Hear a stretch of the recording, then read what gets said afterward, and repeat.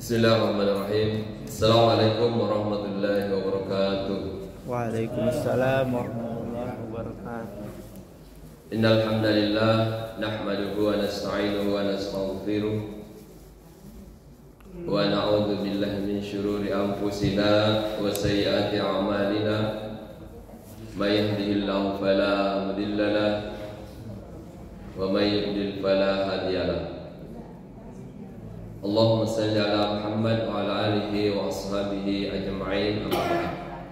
Alhamdulillah, tidak henti-hentinya kita bersyukur kepada Allah Subhanahu wa taala atas nikmat yang diberikan kepada kita, serta salawat dan taslim senantiasa tercurah kepada baginda Nabi besar Muhammad sallallahu alaihi wasallam, juga kepada keluarga, para sahabat dan orang-orang yang senantiasa istiqomah di jalan Allah Subhanahu wa taala. Jamaah subuh yang insyaallah sama-sama dirahmati dan dimuliakan oleh Allah Subhanahu wa taala. Pada subuh hari ini saya mencoba mengangkat tema sebagai pengantar diskusi kita pada subuh hari ini, yaitu bagaimana kita menyikapi suatu musibah. Ya, mungkin ada orang yang memahami musibah ini berbeda-beda atau menyikapi musibah ini berbeda-beda. Mungkin ada orang yang hijrah, sebelumnya mungkin bermaksiat kepada Allah, lalu hijrah taat kepada Allah, lalu kemudian dalam proses hijrahnya tersebut ada cobaan-cobaan atau musibah yang dihadapinya. Lalu orang ini kemudian istiqomah dengan ketetapan yang dia buat, keputusan yang dia buat untuk senantiasa taat kepada Allah Subhanahu wa taala, walaupun berbagai macam cobaan, musibah yang dihadapi, dia tetap taat dan dekat kepada Allah Subhanahu wa taala. Dan kasus yang kedua, ada orang yang hijrah kepada Allah Subhanahu wa taala, hijrah kepada Islam, taat kepada Allah Subhanahu wa taala. Tapi kemudian ketika mendapatkan cobaan, dia lari dari keputusan yang telah dia buat. Ya, ini banyak contoh atau mungkin banyak terjadi di tengah-tengah kita yang dialami oleh kaum muslimin. Mungkin awalnya barangkali pindah agama, ya, mungkin dari agama sebelumnya bukan Islam lalu masuk Islam, itu juga disebut proses hijrah. Jadi, namun ketika mendapatkan suatu masalah dalam Islam, dia kemudian keluar dari Islam. Nah, kenapa bisa dua sikap ini berbeda? Sama-sama hijrah tetapi kemudian pada perjalanannya kemudian berubah. Nah, ini karena disebabkan oleh persepsi atau cara pikir tentang hijrah itu. Bagaimana kita kemudian berubah secara total ketika kita hijrah kepada sesuatu yang dianggap sesuatu yang baik, ya. Kita hijrah dari sesuatu yang buruk kepada sesuatu yang baik.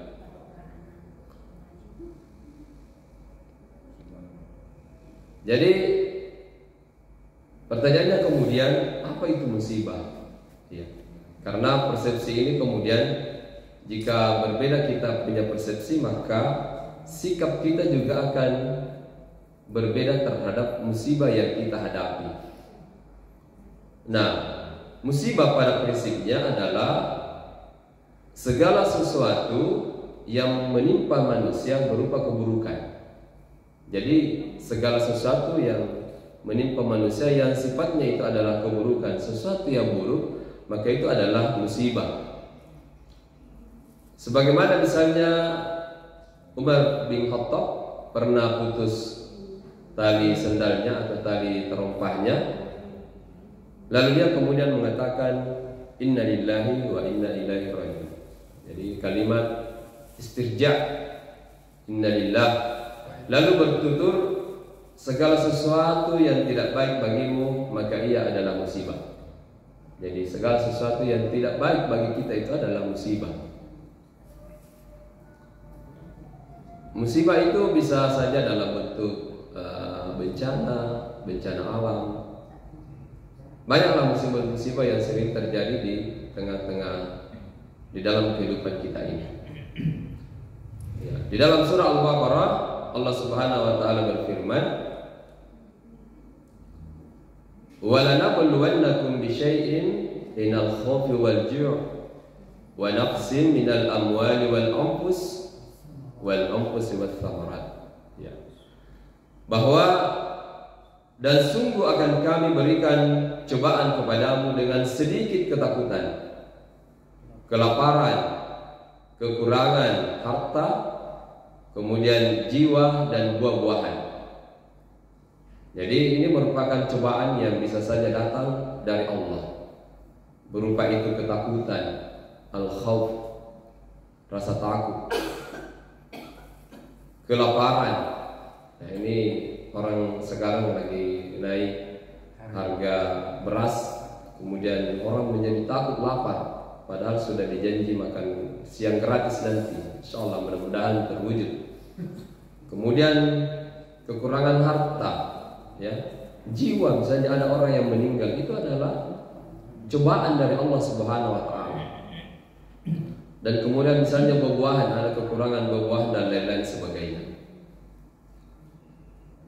Maka ujian ini merupakan keniscayaan iman. Kita harus mengimani bahwa ujian itu merupakan sesuatu yang datang dari Allah Subhanahu wa taala. Ya.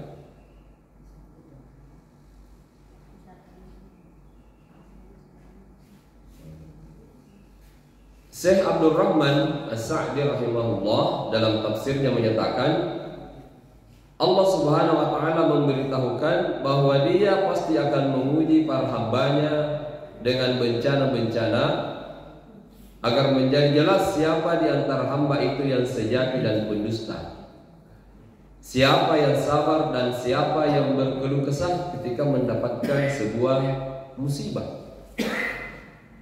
Ini adalah ketetapan Allah Subhanahu wa taala atas para hambanya. Dan seandainya kebahagiaan selalu menyertai kaum mukminin, tidak ada bencana yang menimpa mereka, niscaya terjadi percampuran, tidak ada pemisah dengan orang-orang yang tidak baik. Kemudian kejadian ini merupakan kerusakan yang tersendiri. Ya, jadi adanya musibah ini adalah akan menghasilkan di situ orang-orang yang mana sebenarnya ini orang yang beriman dan orang yang tidak beriman. Ya. Akan kelihatan di situ dua orang yang berbeda dalam hal menyikapi persoalan musibah ini. Ya.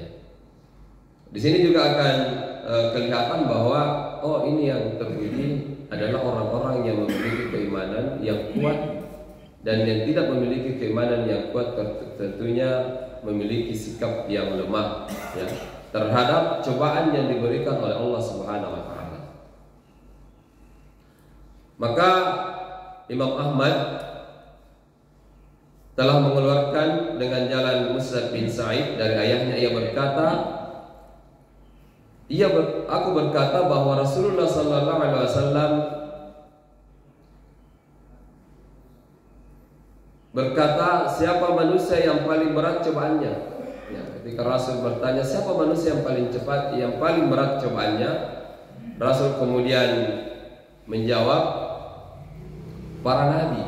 Ya, jadi kalau diurut ini, siapa yang paling banyak cobaannya? Yang pertama itu adalah para nabi, anbiya. Maka bisa kita lihat bagaimana para nabi itu diuji oleh Allah Subhanahu wa taala. Tidak ada nabi yang tidak diuji oleh Allah. Ya, tidak ada nabi yang kemudian hidupnya selalu berjalan instan. Ya, Rasul saja Muhammad sallallahu alaihi wasallam itu penuh dengan ujian. Mulai dari beliau lahir dalam keadaan yatim. Ya, jadi ketika Rasul lahir tidak melihat bapaknya. Ya. Kemudian beberapa tahun kemudian meninggal lagi ibunya. Ya. Tidak lama kemudian diasuh oleh kakeknya. penuh lagi cobaan dari dakwah yang disampaikan. Ya, belum lagi bertubi-tubi dari orang-orang kafir Quraisy. Bagaimana kafir Quraisy itu menghalangi dakwah Rasulullah SAW. Kalau Rasul tidak memiliki kekuatan iman yang kuat, maka dia akan lari dari jalan dakwah yang dia lakukan. Ya, jadi hidup ini memang tidak ada yang instan, berjalan begitu mulus, tapi penuh dengan cobaan. Kemudian setelah Nabi, kemudian orang-orang yang saleh. Jadi begitu level ujian atau cobaan yang diberikan oleh Allah. Nabi dulu yang paling banyak cobaannya. Kemudian di bawahnya adalah orang-orang yang saleh. Kemudian generasi setelahnya dan generasi setelahnya. Ya, seperti kita ini mungkin.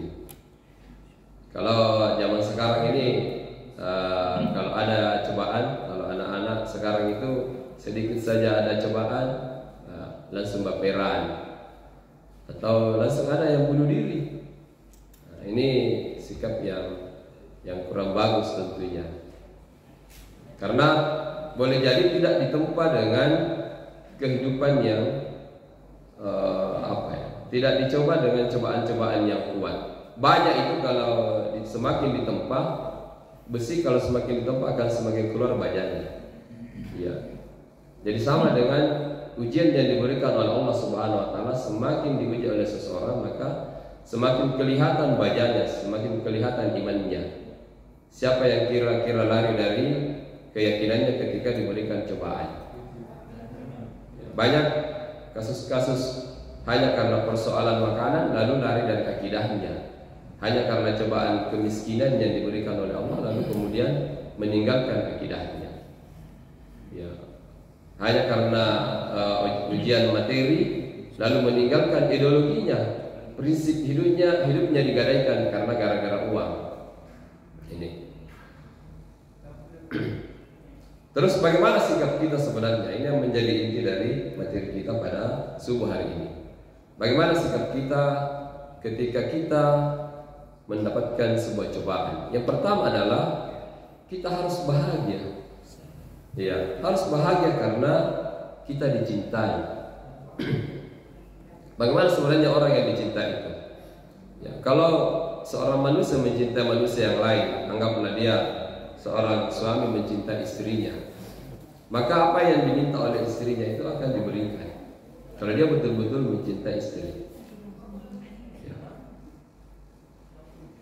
Makanya biasa juga istri mau menguji-uji suaminya, apakah suaminya ini masih mencintainya atau sudah punya yang lain, atau sudah menjadi kompi yang kedua, atau ada kompi duanya.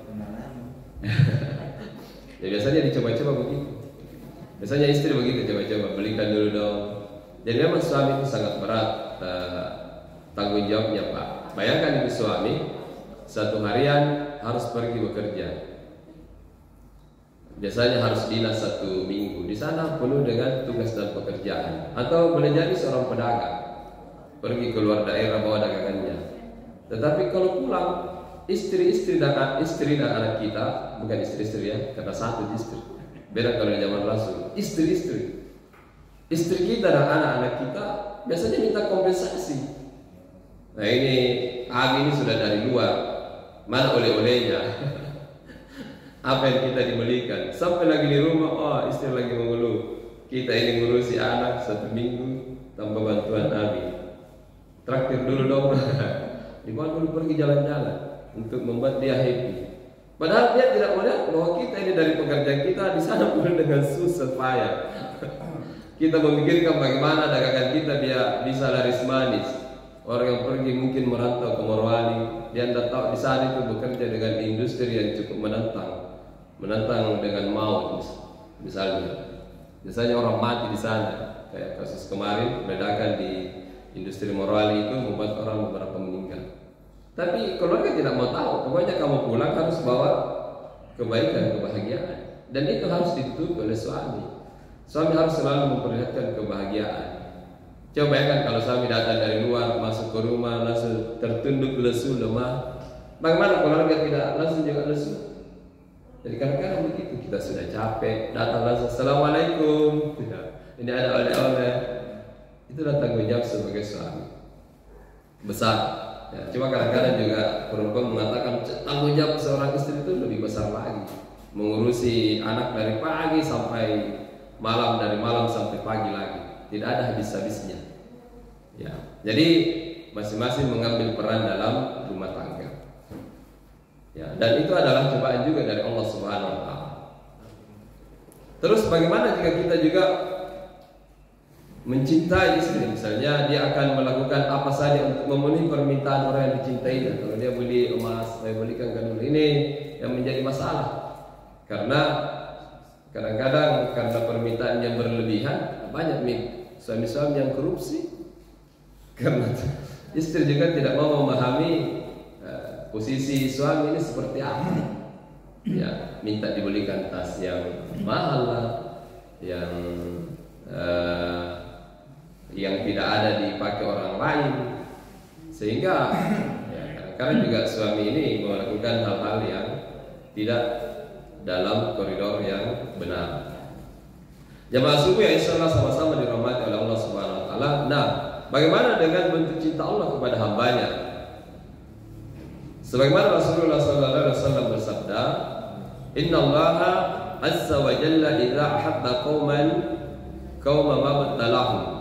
Jadi sungguh jika Allah mencintai suatu kaum, maka Allah akan memberikan cobaan kepada mereka. Ya, jadi jika Allah mencintai suatu kaum, maka Allah akan memberikan cobaan kepada mereka. Maka seperti itulah sikap kita ketika ada cobaan, maka dianggap sebagai cintanya Allah kepada kita. Ini yang diriwayatkan oleh Imam Ahmad dan Tirmizi. Jadi sikap kita adalah ketika ada cobaan, maka kita menganggap bahwa itu adalah cintanya Allah kepada kita. Nah, ini yang agak berat. Ketika dicoba, diberikan musibah, misalnya ada banjir, ada penyakit, lalu kita anggap bahwa itu merupakan cinta Allah kepada kita. Ini yang sungguh luar biasa. Yang kedua adalah bagaimana sikap kita jika mendapatkan satu musibah, maka kita menganggapnya sebagai ridho. Apa kita ridho karena itu merupakan kepada Allah, ya. Sikap kita adalah ridho. Kalau yang pertama tadi sikap kita adalah mencintai, ya. Maka yang kedua ini adalah sikap kita adalah ridho. Kita ridho dengan ketetapan atau ketentuan yang diberikan oleh Allah Subhanahu Wa Taala. Ya. Misalnya kita ini dilahirkan di Indonesia, ya kita bersyukur saja karena lahir di Indonesia. Jangan dianggap sebagai musibah. Ada mungkin dia lahir di Palestina yang setiap hari perang, ya dia harus memahami seperti itu bahwa ini adalah merupakan takdir dari Allah Subhanahu Wa Taala. Tidak ada pilihan, karena tidak ada orang yang mau memilih untuk lahir di dari mana dan tempatnya di mana. Ini adalah ketentuan dari Allah Subhanahu Wa Taala. Jadi kita menganggap bahwa ketika ada cobaan, ada musibah, maka itu merupakan kita harus ridho kepada Allah Subhanahu Wa Taala sebagai kodaknya Allah.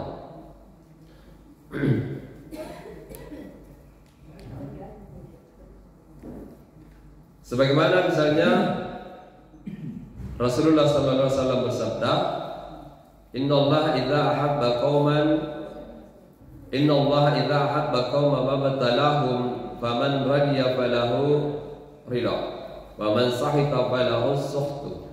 Sesungguhnya jika Allah mencintai suatu kaum, Dia akan menguji mereka. Siapa yang ridha, maka baginya keridhaan Allah, dan siapa yang murka, maka baginya kemurkaan Allah. Jadi jika kita ridha terhadap musibah yang Allah berikan, maka Allah juga akan ridha. Tetapi jika kita murka, kita marah-marah, maka Allah juga akan semakin murka kepada kita. Di dalam surah At-Taghabun ayat 11, Allah Subhanahu Wa Taala berfirman, Ma asaba min musibatin illa bi'idznillah. Tidak ada suatu musibah pun yang menimpa seseorang kecuali dengan izin Allah. Ya, jadi kita memahami bahwa ketika ada musibah, kita ridha dengan musibah tersebut dan menganggapnya bahwa itu semua merupakan qada'nya Allah Subhanahu Wa Taala. Menurut tafsir Ibnu Katsir bahwa ketika menafsirkan surah At-Taghabun ini ayat 11, beliau berkata bahwa seseorang yang ditimpa musibah dan dia meyakini bahwa musibah tersebut merupakan ketentuan dan takdir Allah Subhanahu wa taala, kemudian dia bersabar dan mengharapkan balasan pahala dari Allah Subhanahu wa taala, disertai perasaan tunduk berserah diri kepada ketentuan Allah tersebut, maka Allah Subhanahu wa taala akan memberikan petunjuk ke dalam hatinya dan menggantikan musibah dunia yang menimpanya dengan petunjuk dan keyakinan yang benar dalam hatinya. Bahkan bisa jadi Allah Subhanahu wa taala akan menggantikan apa yang hilang darinya dengan sesuatu yang lebih baik baginya. Ya, ini mungkin seperti yang dialami oleh istri Rasul yang Ummu Salamah ketika suami beliau meninggal, lalu berdoa kepada Allah untuk mendapatkan pengganti yang terbaik, yang untuk digantikan yang lebih baik dari suaminya. Maka Ummu Salamah pun mendapatkan suami terbaik, yaitu diperistrikan oleh Rasulullah sallallahu alaihi wasallam.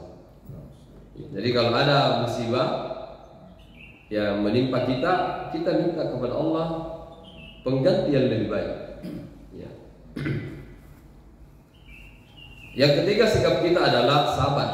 Jadi ketika ada musibah, maka tidak ada jalan lain adalah sabar. Karena sabar itu mendapatkan pahala. Jadi tidak usah marah-marah jika kita mendapatkan sebuah musibah, rugi, hanya membuang-buang energi saja. Inilah yang barangkali berbeda dengan orang-orang yang tidak memiliki pemahaman agama yang baik. Ya, begitu ada cobaan sedikit, ya dia tidak pernah bersabar. Dia tidak pernah mengembalikan bahwa sesuatu itu dari Allah dan dikembalikan kepada Allah. Tidak mau menerima dengan lapang dada, tetapi melakukan perlawanan atau frontal. Ya, sama misalnya kekalahan Anies, dia harus bersabar. Walaupun itu dicurangi, harus bersabar, itu adalah kenyataan.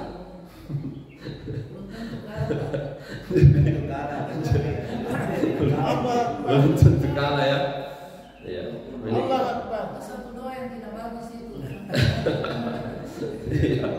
Jadi kita juga kadang-kadang harus menerima kenyataan. Harus bisa. Lanjut. Ya. Jamaah sekalian, insyaallah sama-sama dirahmati dan dimuliakan oleh Allah Subhanahu wa taala. Ya. Dan kalau persoalan politik itu seru dan habisnya. Ya. Sabar itu adalah bagaimana kita menahan hati dan lisan. Jadi kalau kita berdebat, Pak, ya, harus dijaga-jaga juga lisannya. Ya, jangan debat kusir. Debat kusir itu tidak ada habisnya. Tidak ada mau dikalah. Ya, jadi kita harus menahan hati dan lisan dari berkeluh kesah serta menahan anggota badan dari perilaku emosional seperti misalnya menampar pipi dan merobek baju. Jadi tradisi orang-orang tertentu itu kalau dia menangis, seperti mungkin di Arab ya, kalau dia menangis itu dia pukul-pukul mukanya, dia sobek-sobek bajunya, ya dia lukai dirinya lah seperti itu. Ini sikap yang tidak benar dalam Islam. Jamaah sekalian, insyaallah sama-sama dirahmati dan dimuliakan oleh Allah Subhanahu wa taala. Sebagaimana Allah Subhanahu wa taala berfirman, "Ya ayyuhalladzina amanu sabiru wasabiru." Hai orang-orang yang beriman, bersabarlah dan kuatkanlah kesabaranmu. Kemudian di surah Al-Baqarah ayat 153, "Ya ayyuhalladzina amanu ista'inu bis-sabri was-salah, innallaha ma'as-sabirin." Hai orang-orang yang beriman, mintalah pertolongan kepada Allah dengan sabar dan mengerjakan salat. Sesungguhnya Allah beserta orang-orang yang sabar. Jadi ketika ada musibah kita harus sabar. Masih diingat ada berapa tadi? Sudah berapa dijelaskan sikap kita? 3 tempat. Yang pertama, ya bahagia. Yang kedua, ridho. Ya, yang ketiga, ya sabar. Bertiga. Ya. Jamaah sekalian, insyaallah dirahmati dan dimuliakan Allah Subhanahu wa taala. Yang keempat adalah introspeksi. Melakukan introspeksi, muhasabah. Jangan sampai memang musibah yang datang itu karena kita terlalu banyak bermaksiat kepada Allah Subhanahu wa taala. Ya. Sebagaimana misalnya di kisahnya Nabi Yunus ya. Nabi Yunus itu kaumnya tidak mau mendengarkan seruan Nabi Yunus. Jadi semuanya bermaksiat kepada Allah Subhanahu wa taala. Lalu kemudian Allah akan menimpakan musibah kepada mereka. Kalau dalam cerita orang Kristen itu Nabi Yunus menyampaikan bahwa 40 hari lagi Tuhan akan menghancurkan negeri ini. Ya, lalu kemudian menunggu terus sampai pada akhirnya di hari yang ketiga dan pada hari hanya Yunus gusar. Kenapa belum datang musibahnya ya Allah ini? Kenapa Tuhan belum mendatangkan musibah? Ternyata ini orang-orang penduduk wilayah tersebut itu kemudian tobat. Karena dia tahu Tuhan akan mendatangkan bencana, musibah, maka dia kemudian tobat. Lalu dari tobatnya itu Allah tidak menurunkan bencana kepada mereka. Tapi Yunus merasa Allah ini tidak menghargai saya. Saya sudah menyampaikan kepada umatku bahwa kamu akan diberikan nanti bencana karena maksiat yang kamu lakukan. Tapi ternyata kenapa tidak didatangkan musibah itu? Maka istilahnya Yunus itu mojok, dia pergi. Ya, pergi berlayar, pergi melarikan diri keluar dari tempat situ. Itu versi orang Kristen ya. Kemudian di tengah laut, kemudian datanglah badai yang besar. Datang badai yang besar, lalu di kapal itu biasanya percaya bahwa jika ada badai seperti ini, ada orang yang kalau bahasa Makassarnya itu sublu. Kalau maksudnya orang apa ya? Ya orang sial. Ada orang sial di kapal kita ini. Lalu ada yang mengatakan barangkali itu sana Yunus. Tapi ada yang mengatakan jangan. Siapa tahu bukan itu. Maka diundilah. Ternyata setiap diundi Yunus yang memang yang kena sialnya. Maka dilemparlah Yunus ke lautan. Ketika dilempar baru badai hilang. Nah, situlah begitu dilempar, maka kemudian ditelan oleh ikan. Itu versinya orang Kristen. Ya, jadi kita ini kadang-kadang harus introspeksi ya, introspeksi diri. Siapa tahu bencana yang datang itu karena banyaknya dosa yang kita perbuat. Di Allah Subhanahu wa taala berfirman, "Wa ma asabakum min musibatin fabima kasabat aydikum." Dan apa saja musibah yang menimpa kamu maka adalah disebabkan oleh perbuatan tanganmu atau dosa sendiri. Jadi siapa tahu memang musibah itu datang karena banyaknya dosa. Ya. Sebagaimana misalnya kalau zina dan riba merajalela, maka musibah itu, bencana itu Allah akan berikan. Ya.